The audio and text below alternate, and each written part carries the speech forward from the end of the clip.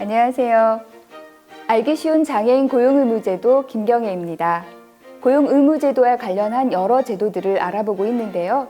고용부담금과 고용장려금 제도가 있어도 여전히 고용을 지키지 않는 기관 및 기업이 많이 있습니다. 그래서 이번에는 명단공표와 관련한 제도를 알아보려고 합니다. 명단공표 총괄 실무를 담당하고 계시는 김성희 차장님을 모셨습니다. 안녕하세요.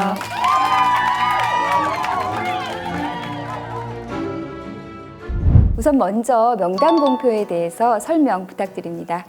네, 장애인 고용촉진 및 직업재활법에서 정하고 있는 법정 장애인 의무고용률을 현저히 미달한 기관이나 기업의 기관명을 공개적으로 발표하는 것을 바로 장애인 고용의무 불이행 명단공표라고 합니다.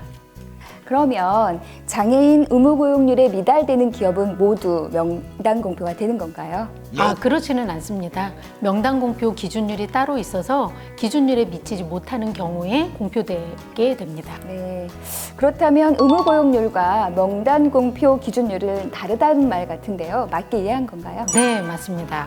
그래서 명단공표 기준율은 공공 부분의 경우는 장애인 의무고용률의 80%, 민간 부분의 경우에는 법정 의무고용률의 50%에 해당하는 것을 명단공표 기준율이라고 합니다. 참고로 20년 이후에는 특히 공공 부분의 경우에 장애인 의무고용률과 명단공표 기준율이 같아지게 될 계획이 있으니 참고하시기 바랍니다. 네, 그렇군요. 이렇게 명단공표 기준율에 미달하는 기관 및 기업은 매년 얼마나 되나요? 연 평균을 따지면 한 1200개소 정도 되거든요. 그런데 그 중에서 이제 장애인 고용을 위한 실질적인 노력을 했다. 그러면은 한 600개소 정도가 제외되고 실질적으로 공표되는 기업 수는 평균 600개소 정도 됩니다. 매년 600개소 정도 명단공표에서 제외를 해준다는 건데 어떤 경우에 명단공표에서 제외를 해주게 되나요? 네, 아까 말씀드린 대로 장애인 고용을 위한 분위기 조성이나 실질적인 고용 노력을 하게 되면 제외하게 되는데요. 간단히 요약을 해드리면 명단공표 제외를 위한 기본 요건 3가지와 추가 요건 6가지 중에 1가지 해서 총 4가지 이상을 반드시 충족하면 명단공표에서 제외하게 되어 있고요. 기본 요건과 추가 요건은 자막에 보시는 바와 같습니다. 제외를 위한 조건이 꽤 복잡해 보이는데 네, 맞습니다. 말씀하신 화면 속 내용 중에 직장 내 장애인 인식 개선 교육은 이미 법정 의무 교육이기 때문에 이번 해에 실시한 결과는 다음 해에 이행한 내역에 대한 점검을 받으면 되는 건가요? 그렇죠. 원래 법정 의무 교육의 기준은 그렇습니다. 그런데 만약에 해당 기관이나 기업이 명단공표 사전 예고 대상에 포함되었다라고 하면 12월 말일까지가 아니라 공표 제외 신청 마감일인 11월 중순까지 제출하셔야만 합니다.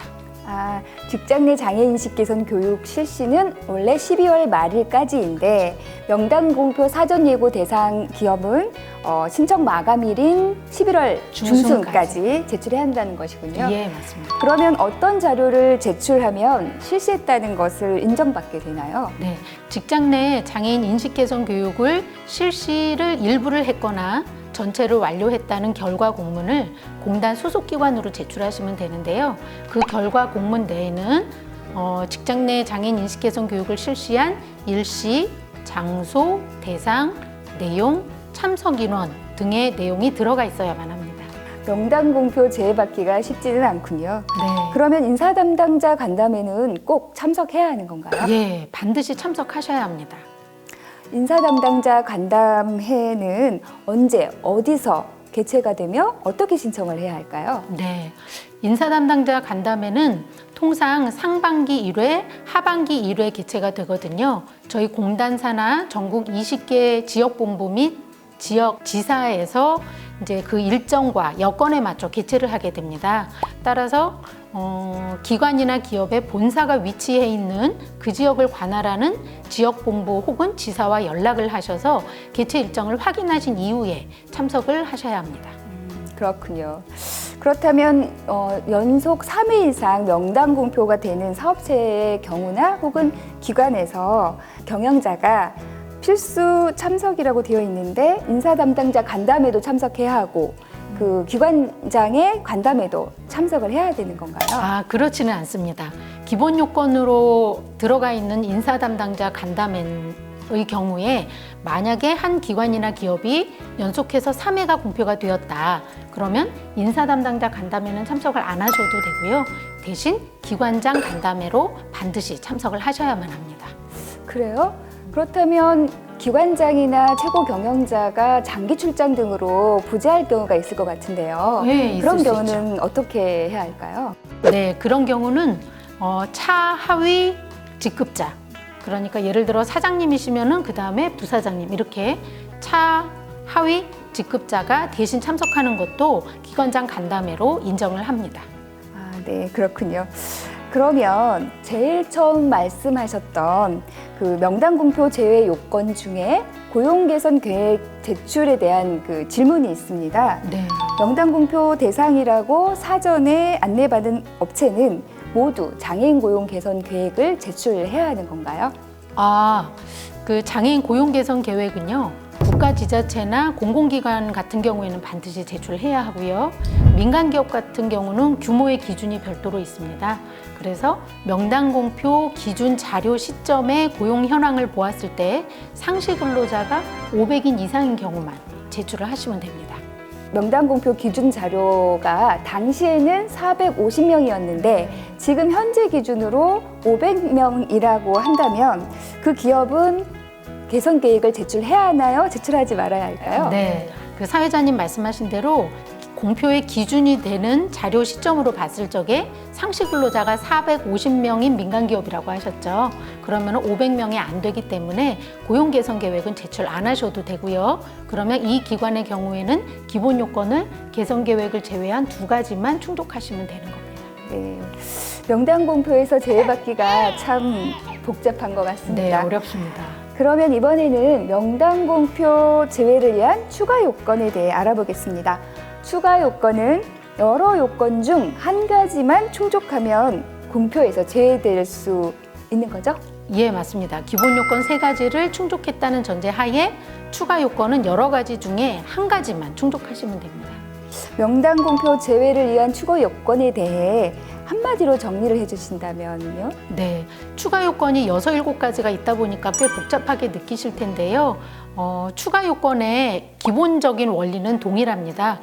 기존에 근무하고 있던 장애인 근로자나 공무원 수에다가 추가 요건 중에 하나를 통해서 새롭게 고용되는 장애인 근로자나 공무원 수를 합쳤을 때 명단 공표 기준 인원에 해당한다면 공표에서 제외하게 되는 겁니다. 네, 그렇군요. 그렇게 말씀해 주시니까 추가 요건에 대한 기본적인 이해가 됩니다.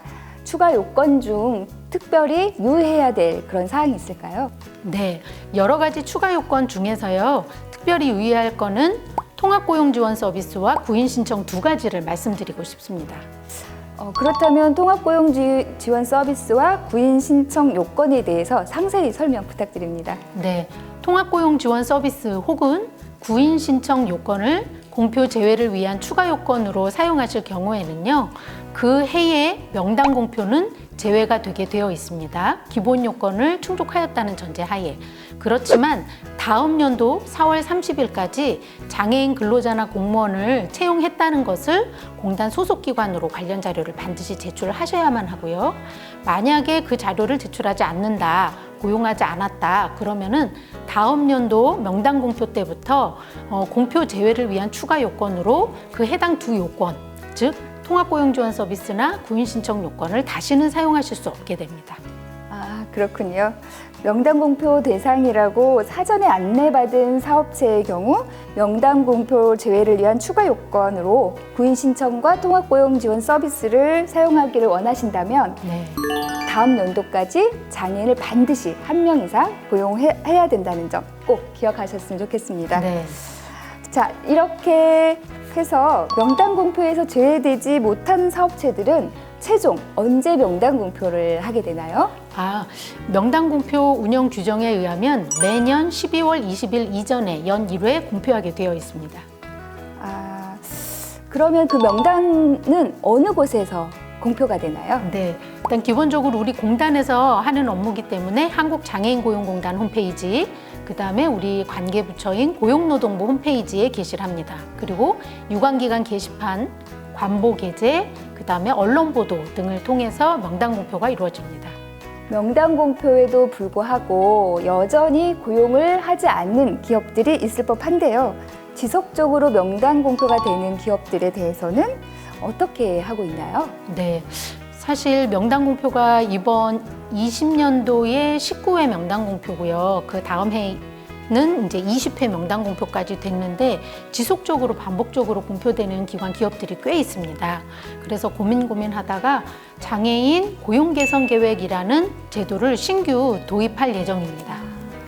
장애인 고용 개선 계획, 그건 어떤 제도인가요? 네, 간단히 설명드리면 최근 5년 이내에 3회 이상 명단 공표된 기관이나 기업을 대상으로 장애인 고용 계획을 2년 혹은 3년치를 반드시 제출하게 하고 그것을 실질적으로 이행을 통해 장애인 고용을 하게 하는 제도고요. 만약에 그렇게 하지 않을 경우에, 즉 계획을 제출하지 않거나 계획을 이행하지 않는 경우에는 과태료를 부과하는 제도입니다. 그렇군요. 장애인 고용 개선 계획이 신규로 도입된다고 하니 문득 신규로 도입되는 다른 장애인 고용 관련 정책들이 또 있는지 궁금해지네요. 네, 사실 여러 가지가 있을 수 있는데요. 제가 이거 한 가지는 꼭 소개를 시켜드리고 싶습니다. 장애인 고용 의무를 미이행한 공공기관의 경우에는 우리 공단의 통합고용지원 서비스, 장애인 고용 종합 컨설팅이라고도 하는데요. 그 컨설팅을 통해서 장애인 고용 방안에 대한 컨설팅을 받으면 그 결과를 이행을 하셔서 기관에 대한 경영평가 시 계량 및 비계량에 포함되게끔 되어 있고 그게 20년 6월 5일에 발표되었습니다. 그래서 관련 자료에 대한 세부적인 것은 일자리위원회 홈페이지나 기획재정부 홈페이지를 통해 확인하실 수 있습니다. 네, 장애인 고용 의무 불이행 명단 공표 사전 예고 대상이 되면 많은 요건들을 충족해야 공표에서 제외될 수 있다는 것을 알게 되었습니다.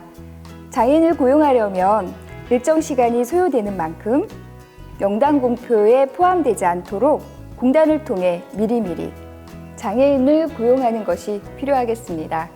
이상 고용 의무 불이행 명단 공표에 대해서 알아보았습니다. 차장님, 감사합니다. 장애인 고용의무제도 동영상 어떠셨나요? 도움이 되셨다면 좋아요를 꼭 눌러주세요.